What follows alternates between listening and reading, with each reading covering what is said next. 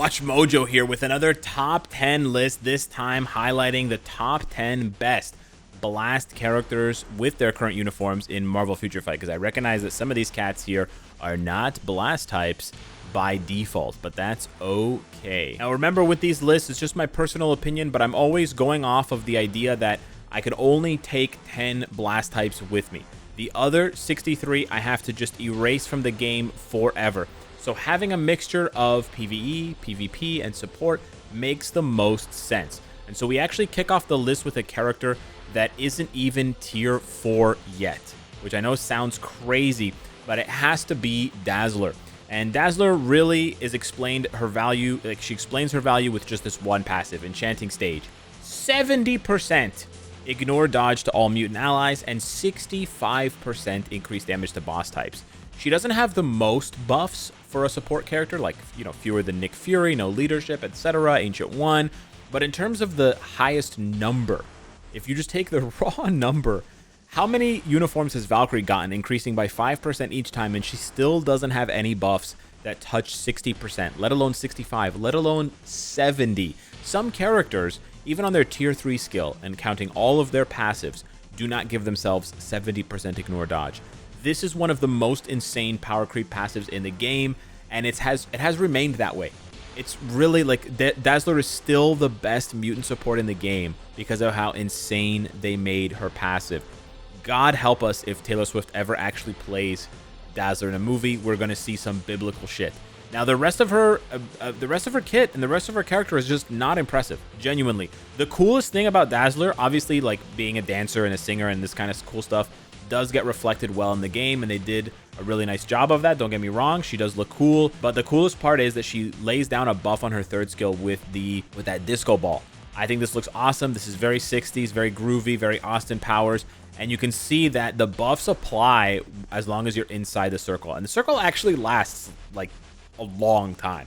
So you can, in some cases, lay down this buff with Dazzler, switch to another character, and then dance your way to victory inside of it. So I do think she's a really cool and really unique character. She doesn't get a lot of play because you're really just using her for that passive, but she still has some parts of her kit that are very unique and very cool, very thematic, of course, to who she is, and also have some really cool design combos, because if you haven't noticed, or if you haven't seen this before, when you cast her third skill and then you cast her other skills inside of her third skill, those other skills get an upgrade. So you can see the number of hits on the fourth skill goes up.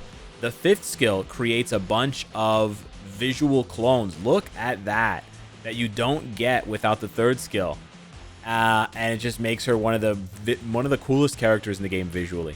It's a shame because you're not going to play as her much since she's a support, but I really implore you to do so because it looks so cool. It can feel bad to put a seasonal character on the top 10 list, but I would be remiss if I didn't put Weapon Hex on this list, and number 9 I think is selling her a little bit short, but it'll have to do. On top of being an excellent DPS on her own, mostly for PvP, she enables the entire zombies meta to exist. It starts with the Berserker passive, which I have to shout the devs out for how amazing and creative it is. I give them so much flack for not trying new things, not being daring. This is daring. Immortality for all zombies allies. 7 seconds. No BS where it's like 3 seconds, 4 seconds on an artifact. No, it's 7 seconds. But the downside is they die at the end of those 7 seconds. How much more thematic and accurate can you get to the zombie idea of, you know, destroying their own body just to try to get at you, to try to bite you? That like infinite hunger, that just like, you know, mindless rage sprinting at you at top speed. Absolutely love it.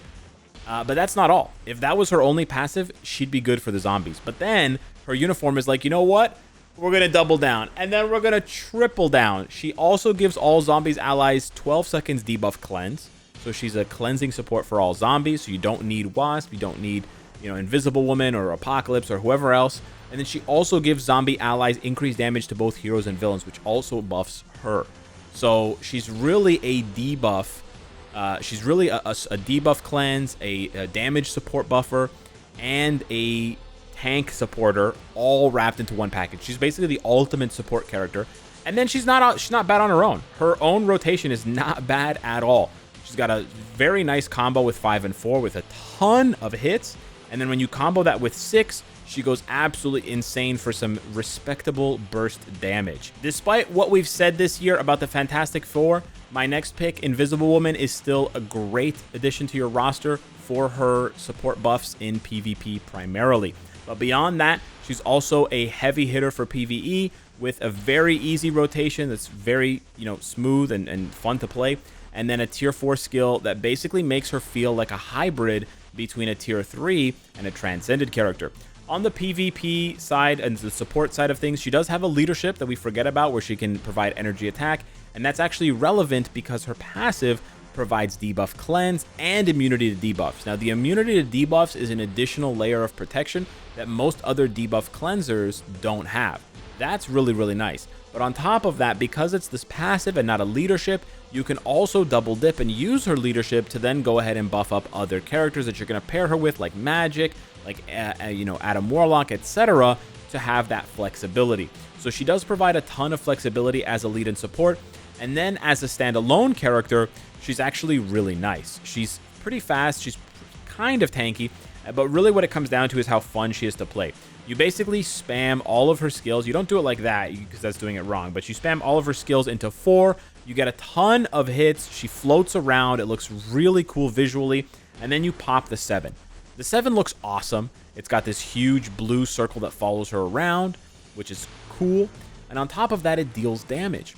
And so you get to, on your first rotation, you pop 6. And you get to feel the weight and the carnage of an awakening skill. But then you get to pop the 7, which also does damage. And because the 7 charges up every rotation, you're popping the 7 constantly with every single rotation, which kind of feels like a built-in tier 3 or like an extra built-in skill. So it's actually really, really nice, and it allows her to just continuously, very consistently pump out damage. So that's a really nice aspect of Sue's kit that I think goes unnoticed. Coming in at number 7 is Magik, and we often point to her as one of the only awesome reworks of this year. And I have to say she is in a lot of ways a beacon of hope because she represents good reworks that we basically thought were impossible or didn't exist anymore, but she also represents the first collab with another game. And I think that is worthy of a top 10 ranking even if she wasn't good for PvP, but she also is good for PvP, so stick around for that. But I have to say, the Rivals collab is so cool. It does mean that this game has more life in it long-term than we may have thought. It opens the door to tons more collabs. We know that there's tons more Rivals content already in the game, in Rivals, that could be ported over to Marvel Future Fight, but also that there are other games in the pipeline, right? Marvel's not going to stop making games. If we did this collab, we could do another collab. So I think just for that, Magik deserves a spot, but on top of that, she's an absolutely badass character. Could be better for PvE. I will give her that as a one sort of like work in progress kind of thing, but it really just comes down to her second skill, iframe ignore counterattack, where she transforms into her demon form. And this has to be one of the coolest designs I've ever seen. This is so sick. This is like a Mephisto level design that we see in other games, and no, we get it in Marvel Future Fight. And they didn't just design this and make it like, it's like a 5-second cooldown, it's like a 10-second cooldown, whatever. This lasts for 30 seconds. So it basically lasts for the whole fight, which is awesome. On top of the fact that if she presses the 2 again, it resets the timer. So you're basically going to be in Darkchild form permanently. That's awesome. That is just insane. Not to mention the fact that it juices up her existing skills and makes them even better. Makes the animations hit harder and look cooler. It's just insane. This is such a cool design for a character. They really cooked. They cooked massively with this uniform. I honestly wish she was even more meta. She's really good. She's really close to being meta for PvP, but I wish she was even better. Now, normally going from someone like Magik, who has so much sauce, to someone who's such a damn square like Cyclops would be a cardinal sin. It's not this time, because if nothing else, the one consistency this year for the devs is the reworks to mutants. Apologies to my boy Beast and to a lesser extent Bishop, but they cooked damn well with Cyclops. He is now one of the most goated leaderships in the game, which is crazy. On top of the fact that the leader of the X-Men allies passive is just bonkers. All allies get energy attack and increased damage to villains, so you can literally use him as a lead and support for pretty much all content. It's not going to give exactly the same buffs to all characters, but it is much, much stronger than any previous iteration of Cyclops. And I have to say, for once on these rankings, these top 10s, I actually prefer his latest look over and above every other look that he had. So that's awesome. And if that weren't enough to sell you, they actually made him a good DPS. On top of everything else, they made him insane for PvE. He's got a sick combo here where 3-4-5 or 3-5-4 just absolutely obliterates the screen with lasers. The lasers also look different, which is a kind of a really important key thing, where they're horizontal, they're diagonal, and they're vertical, so that they don't all look the same, right? Because if you just had a bunch of horizontal lines or a bunch of vertical lines, it would look kind of silly. But here, you have things going in every single direction, which feels really nice, and it really makes him feel like a unique character. He keeps some of his movement as well with his second skill, moving him around, which is awesome, and a really nice callback to the show, in addition to the third skill callback to the show, which is actually so dope. And then they kept his signature tier 3, which actually rips for a ton of damage because they gave it a huge fat damage proc now. So if you do 3, 5, 4, 6 and pop his tier 4, you will do an ungodly amount of damage. And you'll be like, holy shit. Based on these visuals and this performance, I actually want to play as Scott Summers. Yeah. Kicking off the top 5 here with my boy, Adam Warlock. I know I'm going to get some flack for this from the PvP crew, but I can't rank him any higher than 5th. He's very good for PvP. He is still one of the best, and he's still checking most combat types from being better than they are because of how insane he is. But his PvE performance just leaves so much to be imagined, even though he has one of the coolest tier 3 animations in the game. Yeah, let's go turn the whole battlefield into space and rocks and shit. And then, oh, there's a huge version of me, and I'm just yeeting a ball of fire at you. Yeah, it's kind of like Thanos meets Apocalypse meets, like, Freaky World. It's so cool, man. And when you turn on the SFX, it's actually even cooler because you can see the space. You get, like, a diorama of the universe. You know, you could teach kids basically about, like, gravity and, like, rotations and stuff. Yeah, it's pretty crazy. On top of that, yeah, he's got the best second skill in the game. We know. Besides, well, he's got the best. Let's say he's got the best counterattack skill in the game. Null and Sentry probably have better second skills in terms of overall value. But yeah, his second skill, his counterattack second skill is insane. It's pretty lame when you don't get the counter. I will say that. When you don't get the counter and he just slams the ground, actually kind of lame.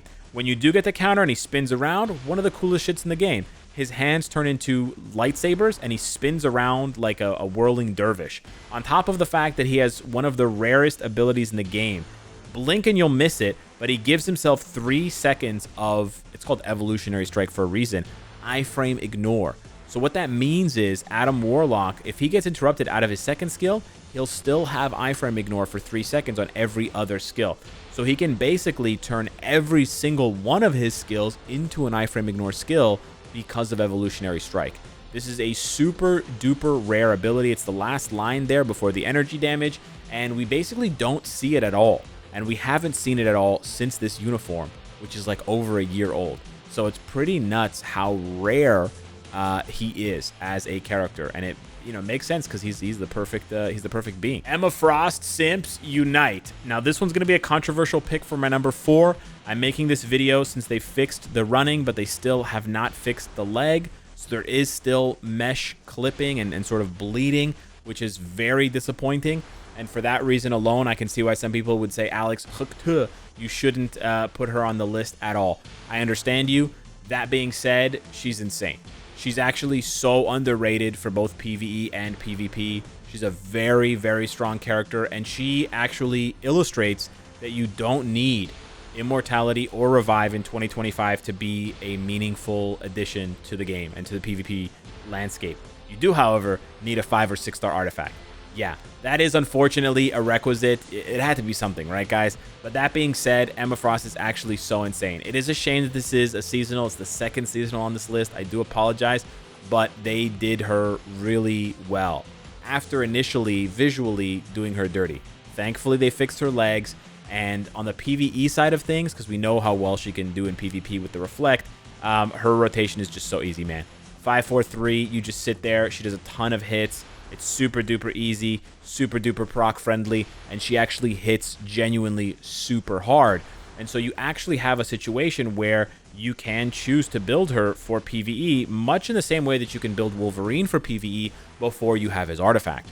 So you have Emma Frost, you build her for PvE, she collapses in PvE, does really well, proc friendly. You can build her with an energy, you can build her with a Mighty Destruction, I guess, or you can even go with a Judgment because she's elemental, she's still all mind damage.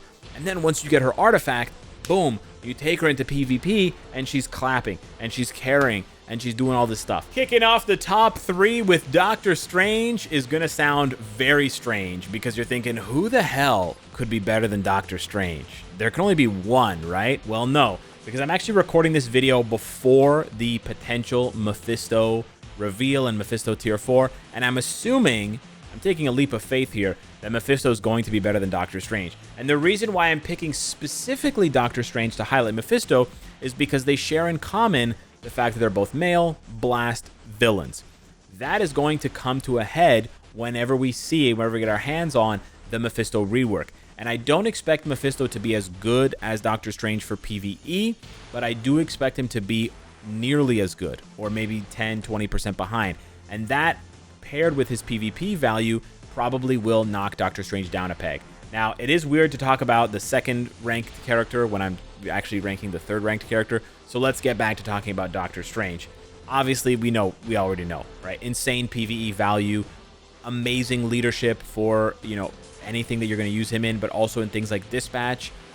When you're grinding dispatch and you need extra ignore dodge, absolutely fantastic. He's got access to guaranteed crit rate, so he's not a competition cuck. You can use him with a rage, and his rotation is easier than ever.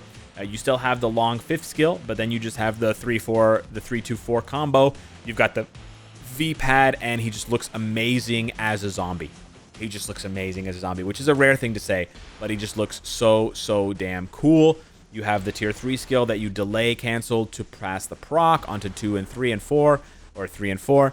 And he's just amazing. Insane for ABX, insane for ABL, insane for World Boss GBR. He just blitzes all PvE content with a vengeance. And to boot, he's actually a viable option when enough metas are banned for PvP. And the reason for that is, remember earlier in the list we talked about Weapon Hex and how she enables the whole zombies archetype? Well, imagine Doctor Strange Tier 4 popping off with his skills, having his artifact activate to give him iframe ignore for 4 seconds with all that damage, and he has immortality. He's going to die, but guess what? He's going to take you down with him. So he can actually be a bit of a sleeper pick for PvP if you have the right conditions, with enough metas banned, with the opportunity for the full zombies lineup to come out. You stack Weapon Hex, you stack Doctor Strange, you stack Wong, and suddenly you're talking like absolutely nuclear damage dealt. And with the iframe ignore as a secret weapon from his artifact, it actually can work. Not to mention, when this artifact triggers, it also gives him the Giga Dodge. So it's a kind of a shitty artifact at first glance, but it has potential. I have to apologize to the viewers here. This Watch Mojo video was recorded preemptively before the Mephisto update because I'm going to be away from my computer. And so because of that, I am just projecting, I'm guessing, speculating that Mephisto is going to get a top 2 in the top 10 blast types worthy rework. I'm hoping that I'm right, because otherwise we're going to have to boycott the game if Mephisto's bad. That being said, iframe ignore on his 2nd skill with incapacitation. You got the transformation 3rd skill that either increases his damage against heroes or villains with invincibility. You've got the crazy 5th skill with the accumulation. You got the 4th skill with the penetration, and you have the revive. All of that plus the debuff cleanse leadership, and you really have the recipe for who should be a very dominant PvP native tier 3 who can also flexibly go and do PvE content. That is really my expectations, and I think a lot of players' expectations for Mephisto, is that he's going to slot in around Null and Sentry level for PvP, and then he's also going to be able to do maybe 80 or 90% of what Doctor Strange can do in PvE. And that's really where he was years ago. Now, since then, he's obviously you know, lost a step or two because he came out 4 years ago. But he still has not one, not two, but 3 different character models. The only character in the game with 3 different character models. We have this one, we have this larger horned version, which looks sick, and then we have the ultimate version where he ults into a sort of like serpent hybrid, sort of like shout out to Jafar from Aladdin. So really, really cool character, very, very well designed. Remember the iframe ignore second skill that tormented people for so long. You got that 4th skill stomp where he teleports onto you, and you have that 5th skill tornado. Really, really cool. One of the things I hope to see just visually is that old 5th skill with the hands, man. I think this is one of the coolest skills ever. This is so Dark Souls. This is so Bloodborne. I really hope they recycle this in some way because it's just too cool to leave behind. So that leaves us with one, and that is Storm, X-Men 97. Despite 0 PvP value, I cannot deny that Storm is number 1. If you want a literal jumpstart to your account, go ahead and build Storm. She's absolutely insane. She comes out of paywall, you know, seasonal hell, and she's better than ever. She's a crazy support buffer to herself and other elemental allies, and she does just absolutely bonkers damage. Very, very high DPS, very easy to play, very fun to play, very smooth animations, just right back to her queen status. And yeah, it could not be better. You got cameos from Magneto, you got cameos from Cyclops. Just so cool. Absolutely love it. Maybe not Cyclops, actually. But yeah, I absolutely love it. And she's just she's so meta. She's so meta. She obliterates ABX, obliterates ABL, even more so than Doctor Strange. She you know, rips world boss content, GBR, any kind of PvE content. She is just either the number 1 or the number 2 option for it. Zombie survival, you name it. The only reason why she isn't even better as a farmer is because she gets stuck in some of her animations. So that's shout out to Rogue from one of the other top 10 lists. But if it wasn't for that, she'd be blitzing farming content too. She's not even that far behind. She's just a couple steps. But yeah, not too much to say about Storm that hasn't already been said.